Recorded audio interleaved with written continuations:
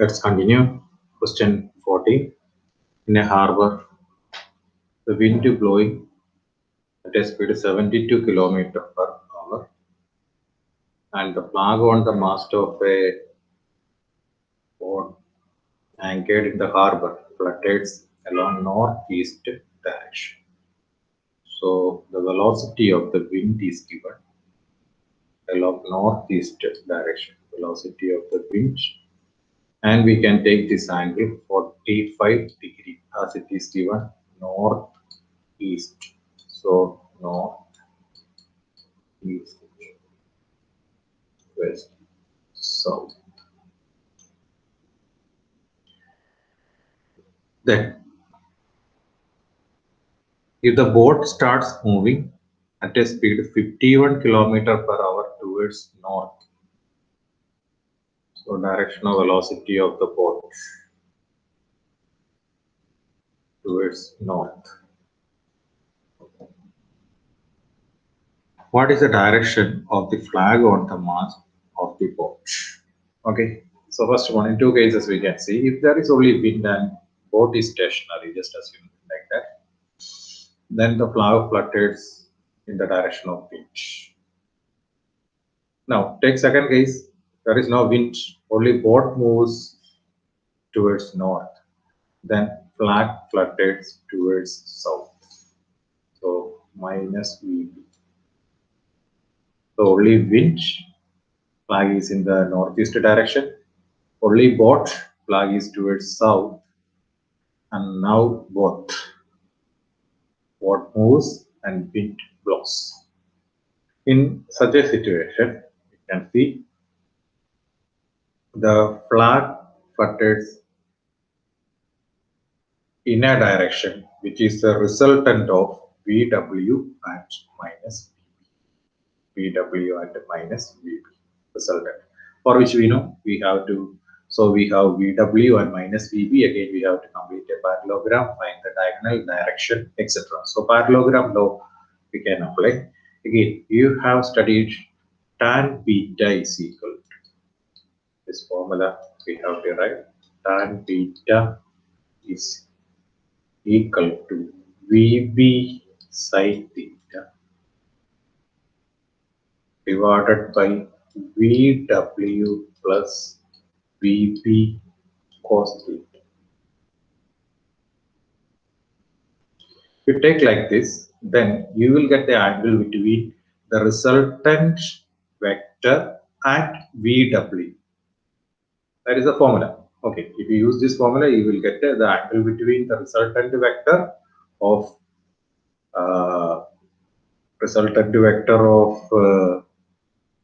VB and VW,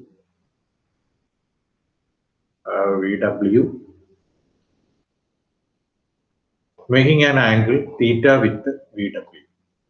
Okay, so now this is equal to, and substitute the values.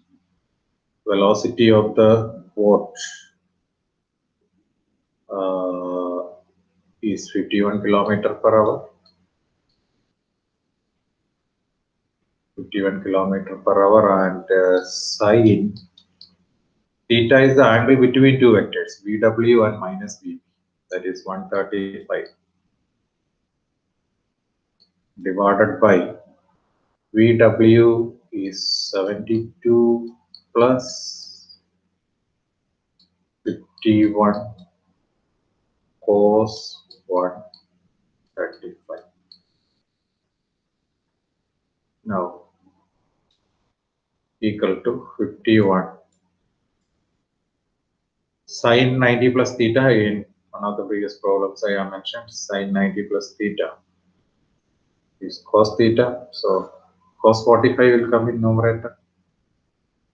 Cos 45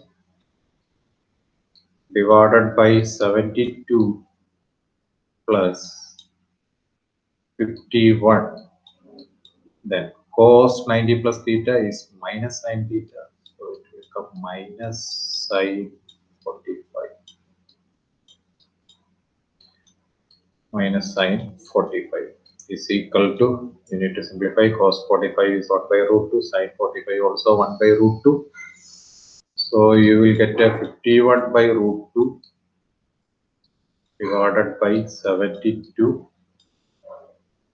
minus 51 by root. Now substitute the value and simplify. You will get around the answer 1. So tan beta is equal to 1 means beta is equal to nearly 45 degree. Beta is 45 degree.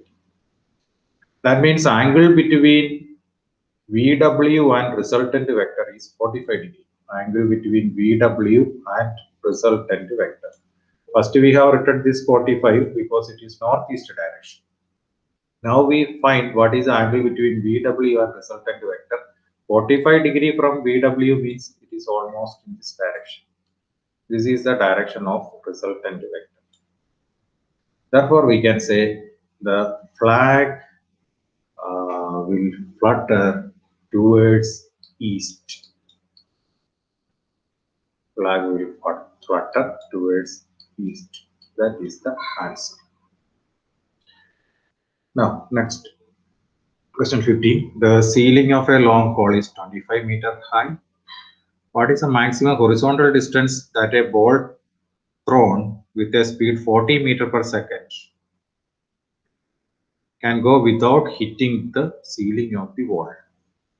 Okay, so maximum height is given 25 meter. So we can use the formula H max is equal to u square sin square theta divided by 2g. Here H max is 25. Now from this formula you can substitute the values and you can find the value of theta. You have to use sine table. First we have to find sine square theta, then take square root, then use the sine table and find the value of theta. Once you get the value of theta, then use the range formula. For that particular value of u and theta, what will be the range? Range formula all of you know, u square sine 2 theta by g. You have the value of theta, substitute there, then you will get the answer. Then next, a cricketer can throw a ball to a maximum horizontal distance 100 meter. Maximum horizontal distance 100 meter, which means R is equal to R max formula we have to take. R max is equal to u square by g, which is given as 100 meter.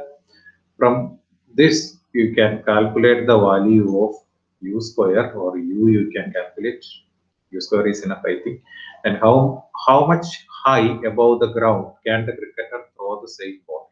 Maximum height vertically upward means he has to throw it vertically upward. Vertically upward, if you throw, there is no horizontal velocity you need to think. Then you can use the formula v square is equal to u square minus 2gh. Okay, when the ball goes upward, acceleration is minus g. And u square you will calculate from the first part. From here you will calculate the u square. Okay, u square is equal to 100g, and v will be 0, velocity at the maximum height, so that h you can calculate. Now next, question 70. A stone tied to the end of a string 80 centimeter long is rolled in a horizontal circle with a constant speed. Okay, that means radius of the circle is given 80 centimeter, so r is equal to 0.8 meter, and 14 revolution per 14 revolution in 25 seconds. Revolution per second means that quantity is frequency. So frequency is equal to, frequency means revolution per second. Revolution per second is 14 divided by 25 per second, or hertz is frequency. Then, what is the magnitude and direction of acceleration of the stone? Acceleration we have to calculate centripetal acceleration. Okay, centripetal acceleration formula is equal to r omega square. R omega square again. Omega is equal to 2 pi. So first we can calculate omega, then substitute in the equation r omega square. So you will find centripetal acceleration, and direction is always towards the center of circular path. Direction is towards the center of circular path. Then question 18, an aircraft executes a horizontal loop of radius 1 kilometer with a steady speed 900 km per hour. Compare its centripetal acceleration with the acceleration due to gravity. So centripetal acceleration AC is equal to v square by r. V square by r. You can substitute the values in SI unit. Then you have to take a ratio. Okay, AC by G. You have to take 9.8 here. Then question 19, read the statement below carefully and state with reasons if it is true or false. The net acceleration of a particle in circular motion is always along the radius of the circle towards center. It is false because acceleration is always towards center only in the case of uniform circular motion. Question says only circular motion. So this statement is correct for uniform circular motion only. Then part B, the velocity of vector of a particle at a point is always along the tangent to the path of the particle at that point. That is true. Always velocity is tangential. Part C, the acceleration vector of a particle in uniform circular motion averaged over one cycle is a null vector. That is also true. So what's the reason acceleration cancel like that? So here you can see acceleration is always towards the center of the circular path. So if the object is here, acceleration is towards the center, and when the object is in the diametrically opposite position, acceleration is towards the center. The same way at every point you can see acceleration. There will be an acceleration the diametrically opposite point. So like that, any point you take, acceleration will be mutually cancelled. So that resultant acceleration will be 0 for a over one cycle. So it's a null vector. Total will be 0. So it is true. Now, come to question 20. The position of the particle is given. R is equal to 3t I cap minus 2t square j cap and 4k cap. Time is in seconds. Okay. Now, proper SI unit, meter, everything. Okay. Now, find V and A of the particle, velocity and acceleration of the particle. So, can you find velocity? Velocity is equal to dr by dt. You have to differentiate the equation. When you differentiate the equation, use the formulas of differentiation, you will get a 3 I cap minus 4 t j cap. The last time there is no t, so it becomes 0. Next, acceleration you have to find. Acceleration is equal to again dv by dt. Acceleration is dv by dt. You need to differentiate one more time. You will get the answer minus 4 j cap. Then, what is the magnitude and direction of velocity of the particle at t is equal to 2 seconds? Time, you are asked to take 2 seconds, and the time is 2 seconds. Substitute in the formula. Velocity is equal to 3 I cap minus 8 j cap. Substitute t is equal to 2 there. Then magnitude of velocity is asked. Magnitude of velocity, modulus of velocity is equal to under root Vx square plus Vy square, so 3 square plus 8 square, simplify, you will get the answer. Then direction you can find, okay, tan theta is equal to y component divided by x component is equal to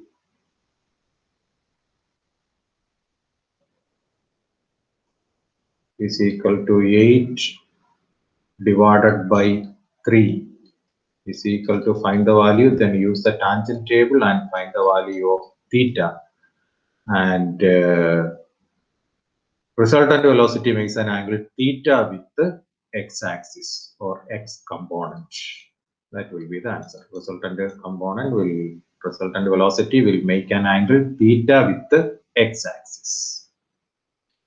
Then next question, 21.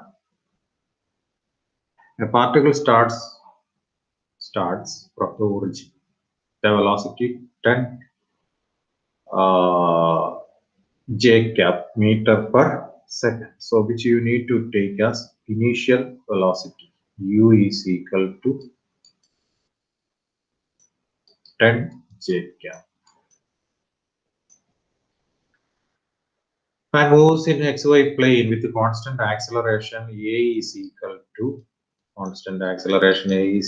to 8 I cap plus 2 j cap. Then at what time is the x coordinate of the particle 16 meter? What is the y coordinate at that time?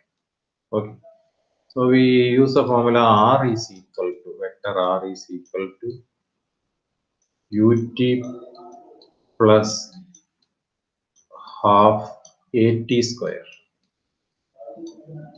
is equal to, substitute the values, u is 10 t j cap, then plus acceleration half into 8 I cap plus 2 j cap t square. Now we know that r is equal to, r we can resolve into components, xi cap plus yj cap is equal to, xi cap plus yj cap is equal to 10 t j cap plus half into 8 I cap plus 2 j cap into t square. Now write x and y components. So you will get x is equal to, first one is along j cap. So there is no x component there. The second time only you have an x component, I cap there. So you will get x component is equal to half into 8 into t square, equating the coefficients of I. Okay. Now question says that x is equal to 16, right? X is equal to 16 meter. So 16 is equal to 4 t square. Therefore, t is equal to 2 seconds. So you will get first answer. Then next, what is the y coordinate of the particle at that time? So let's write the y component. Y is equal to 10 t plus half into 2 into t square is equal to 10 into 2 plus 4. These two will be cancelled, then t square becomes 4. So answer you will get 24 meter. So that is the answer to part A. Now part B, what is the speed of the particle at that time? Okay, speed we need to calculate. V is equal to dr by dt. Differentiate the equation. When you differentiate, you will get 10 j cap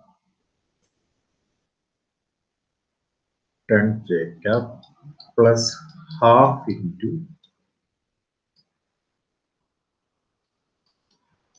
8 I cap plus 2 j cap into, when you differentiate t square, you will get 2. You will get a velocity is equal to 10 j cap plus, here one half is there, so cancel. So we will get 8 t I cap plus 2 t j cap, 2 t j cap.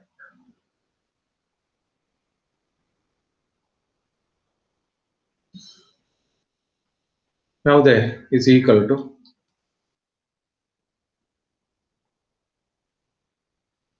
you have to substitute the values of t, so you will get a 10 j cap because it is given at that time plus t is equal to 2, so 16 I cap plus 4 j cap is equal to, so 10 j cap, 16 I cap is there first of all, 16 I cap plus 10 j cap plus 4 j cap, so you will get a 40 j cap. Now speed is, means you have to calculate the magnitude of velocity, that's only. So magnitude of velocity you can calculate as v is equal to under root vx square plus vy square, so 16 square plus 40 square, you will get the answer. Okay, that is question 21. Now next question 22. I and j are unit vectors, we know that, along x and y axis.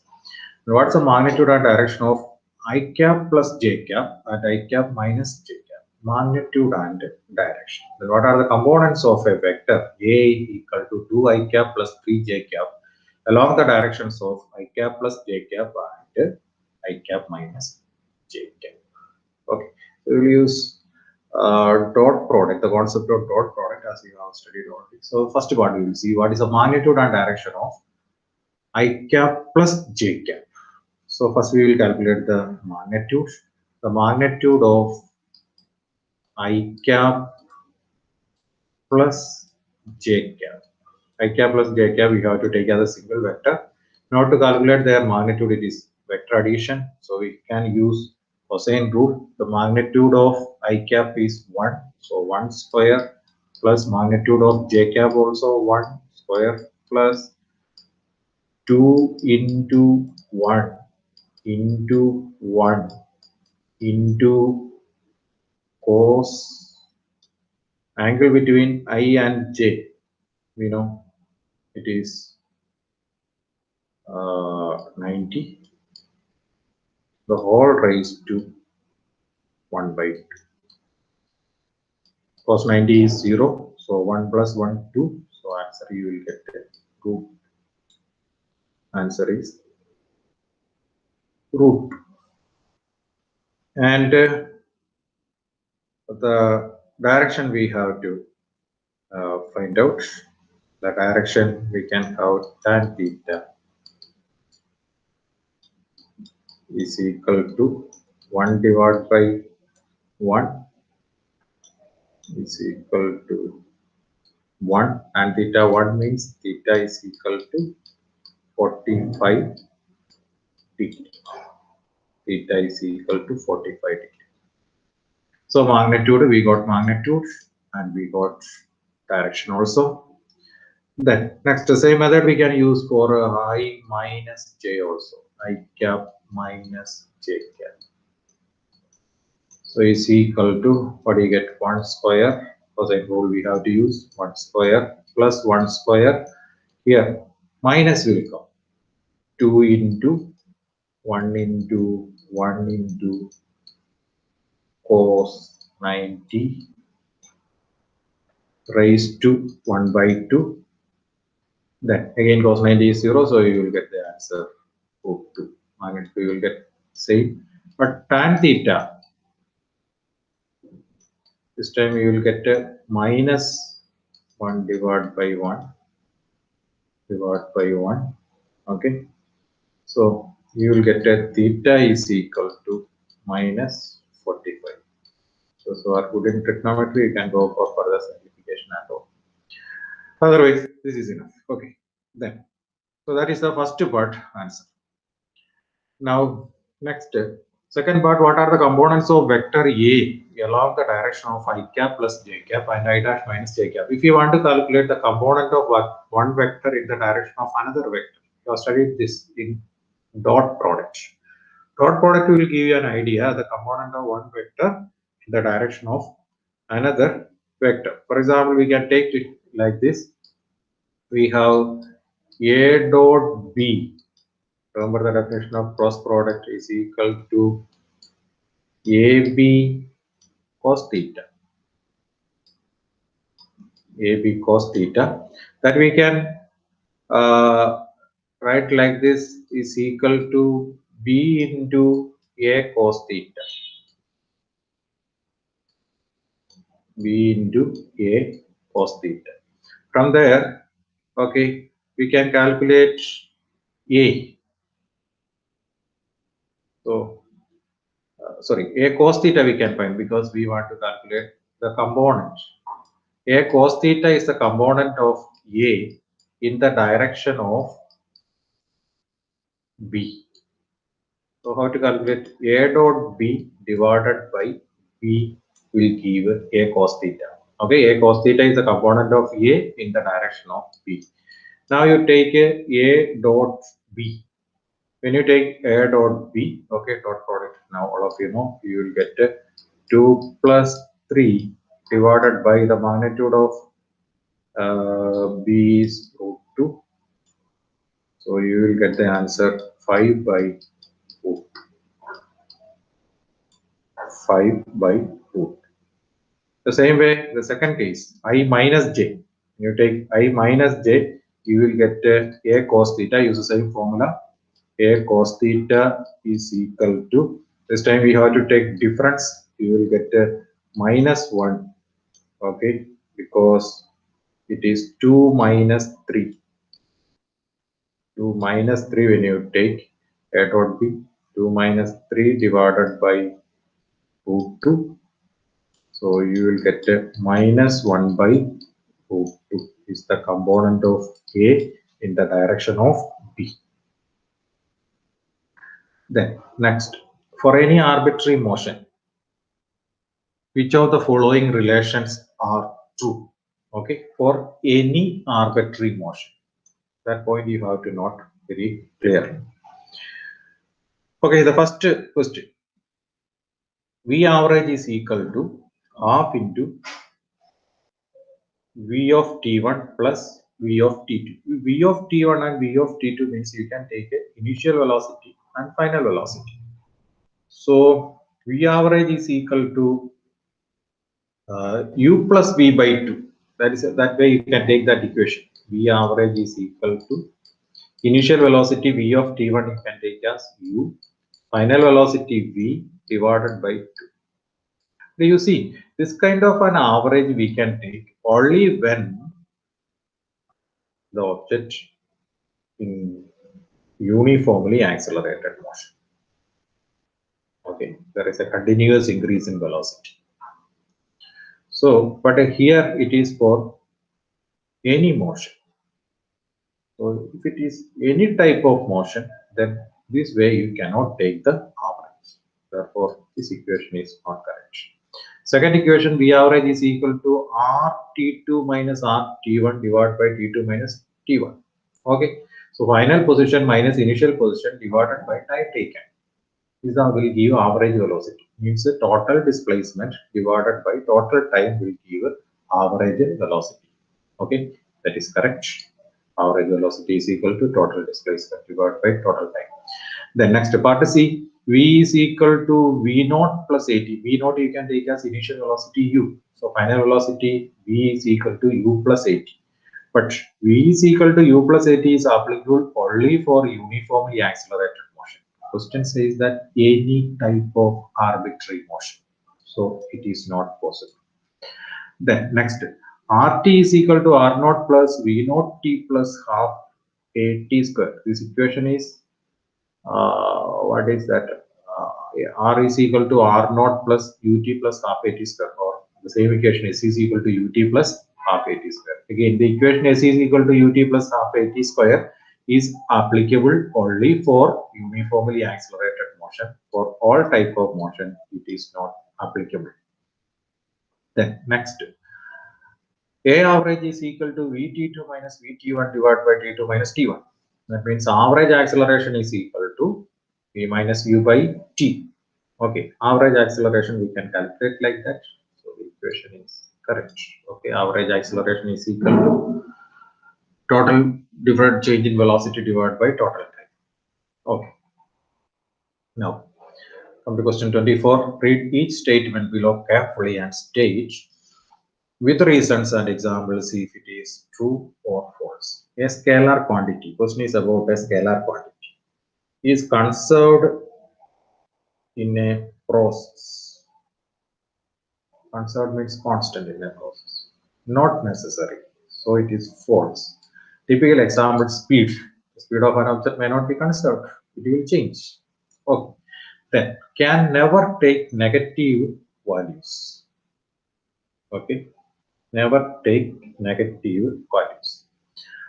We can take it as false. Because in certain situations, temperature we take negative, which is a scalar quantity, temperature. Okay. So, certain extent we can say it is false because of temperature. Then next, part C must be dimensionless, not necessary. Should have unit. Dimensionless in the sense no unit. You know, speed has unit. So that's again false. Then does not vary from one point to another point in space. Again false. Any quantity can change from one point to another point. For example, temperature. Okay. Then has the same value for observers with the different orientations of axes. That is true. What is the reason? Because there is no dimensional aspect for a scalar quantity. So whatever the direction you observe, you will get the same value, same answer. So it is true. Okay. Next, come to question 25. Okay, an aircraft is flying at height 3,400 meter. Height is V1, 3,400 meter. Vertical height, okay? So height H. The angle subtended at the ground observation point by aircraft positions 10 seconds apart is 30 degrees. Suppose aircraft travels, the time is observed here and the time taken 10 seconds is the time taken to cover an angle 30 degree. This angle is 30 degree. What is the speed of the aircraft? Okay. What is the speed of aircraft? That's the question. So here, I'm going to take this distance, half of the distance as x. And how much is the time taken to cover the distance? X. It is 5 seconds. From here to here, 5 seconds. Now, how much will be this angle? Half of 30, that means 15. Therefore, we can take tan 50 is equal to opposite side divided by adjacent side, or x is equal to h tan 50. Tangent table you have to use, and you can find the value of x. Once you find the value of x, the speed of aircraft, you can calculate speed is equal to distance traveled x divided by time taken 5 seconds. So you will get the answer. Now next, come to question 26, additional exercise. A vector has magnitude and direction. Does it have a location in space? Okay. So here only one exception which we have discussed already. Position vector has a particular location. Position vector has a particular location. All other vectors can be dislocated, but position vector is an exception. It has a particular location. Then second, can it vary with the time? Yes, it can vary with the time. For example, you take velocity. The velocity of the object can be varied with the time. So answer is yes. Then will two equal vectors A and B at different locations in space necessarily have identical physical effects? Two vectors. Okay, same type of vector. Will they produce identical effects? For example, you take two force vectors. Okay, the force is applied on two objects. Do you think the effect will be different? The same? Not necessary. Okay, maybe here this applied force will accelerate this object. Okay, first object. The second object, due to the impact of the force, it may be broken. So effect will be different. So the force vector can produce different effects. Okay, in each case, I think I have already given the examples also. Now, next question 27.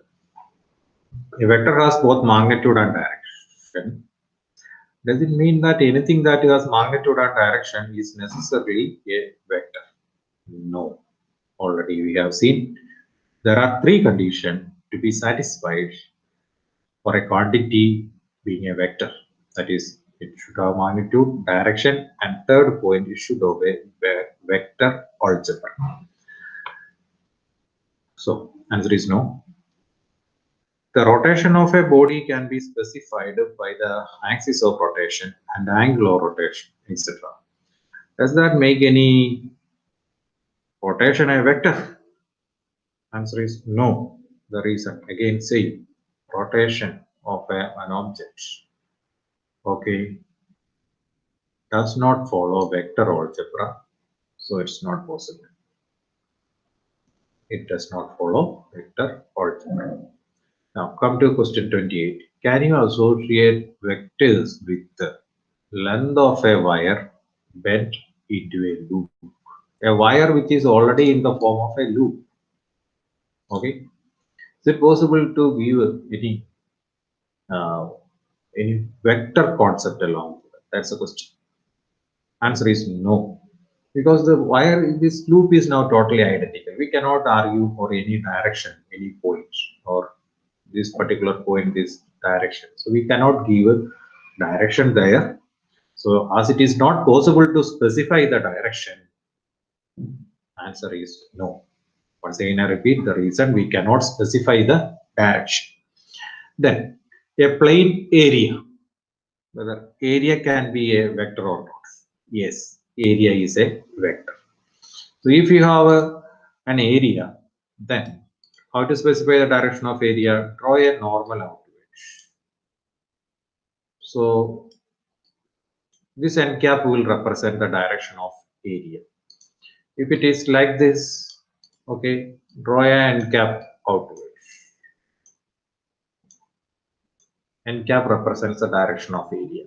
So area can be a vector. Area is a vector. Then next, sphere. Okay, is it possible for a sphere? The sphere, it is not possible because of the same reason which I explained in the case of wire. It is not possible to specify the direction. Whatever be the rotation, the sphere will be identical. Okay, so it's meaningless to give any direction for that. Now, come to question 29. A bullet is fired at an angle 30 degree with the horizontal, hits 3 kilometer away. Angle theta is given. Okay, we have angle theta 30 degree. Then range is given 3 kilometer, which means 3000 meter. By adjusting its angle of projection, can one hope to hit a target 5 kilometer away? Okay, assume the muzzle speed means the initial velocity which has been supplied to be fixed. Okay, same speed. So just by adjusting the angle, is it possible to achieve 5000 meter range? That's the question. So range formula you can use. R is equal to U square sine 2 theta by G. Now there is an easy method here. You find the value of, substitute the value of theta there. R you have to take a 3000 meter. Theta value 30 degree you have to substitute and find the value of U square by G. And what is U square by G? U square by G is R max. Then you see whether R max is greater than 5 kilometer or less than 5 kilometer. If R max is less than 5 kilometer, it is not possible to achieve 5 kilometer by adjusting the angle. If R max is greater than 5 kilometer, then it is possible. Okay, so solve the problem and see what is the answer. Probably you will get the answer. It is not possible because R max U square by G will be less than 5 kilometer. Now, next question, third. A fighter plane. A fighter plane flying horizontally at an altitude 1.5 kilometer. Okay, this height is given 1.5 kilometer converted into meter. 1.5 kilometer vertical height. With a speed 720 kilometer per hour, again convert into meter per second, the speed of plane Vp. It is in horizontal direction. Passes directly overhead an anti-aircraft gun. Gun is here at the origin. According to our diagram, gun is there. Now, at what angle from the vertical? From the vertical, that you have to note very clearly. From what angle from the vertical should the gun be fired for a shell with a muzzle speed 600 meter per second? Shell has an initial speed 600 meter per second. You know, if the shell is fired directly upwards, okay, see the aircraft here, if the shell is fired directly upwards, then shell cannot hit the aircraft. What is the reason? Aircraft is already in motion. So if you want to hit the aircraft, what do you have to do? You have to fire the shell in a parabolic path so that at this point the shell will hit the aircraft. Okay, so we cannot fire the shell vertically upwards. Instead of that, we have to fire it as a projectile. So at this point, we can see the shell will hit the aircraft. Okay, so the the shell initial velocity we can take as u, and this angle with the vertical is asked. This angle we can take as theta. But remember, usually in our derivation of projectile, we have taken angle with the horizontal. This time this angle with the vertical. Now u I am going to resolve into components. So here this time it is u cos theta is the vertical velocity, and u sin theta is the horizontal velocity. U sin theta. Okay, and you know horizontal velocity of a projectile remains constant. Now, at this point, when both of them travel a particular horizontal distance, you will get the collision, equal horizontal distance. Okay, when the aircraft is at this point, shell is also fired. Then aircraft should travel a horizontal distance up to this point, up to the collision point, and the shell also should travel the horizontal distance up to this point. And velocity of the aircraft is constant, so the distance traveled by the aircraft during this time will be Vp into T. With the same time, the shell also travel the same horizontal distance, so we can write as u sin theta into T. Same distance, both of them should travel horizontally, and both of their horizontal velocities are constants. Now T cancel. So from this formula, you can find the value, substitute the value of Vp and U there, find the value of theta. Find the value of theta. So you will get a first answer. Now second answer, at what minimum altitude should the pilot fly the plane to avoid being hit? Okay, it happened. But if the pilot flies the aircraft more than the maximum height achieved by the shell, then there is no collision. I repeat, the height of the aircraft must be more than the maximum height achieved by the shell. Then what happens? After reaching the maximum height, the shell will go down the parabolic path. It cannot hit the aircraft. So what do you have to calculate here? You need to calculate the maximum height of the shell, H max. H max is equal to maximum height formula, you know, it is u square sine square theta. But remember, in our derivation, we have taken angle with the horizontal as theta. So here vertical theta only we know. So you have to take 90 minus theta.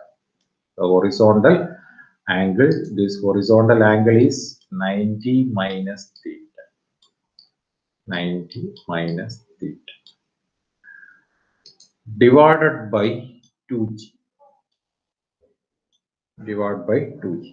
So now you know all values, theta, u, everything substitute, and find the value of h max, and the flight should go above h max so that the collision can be avoided.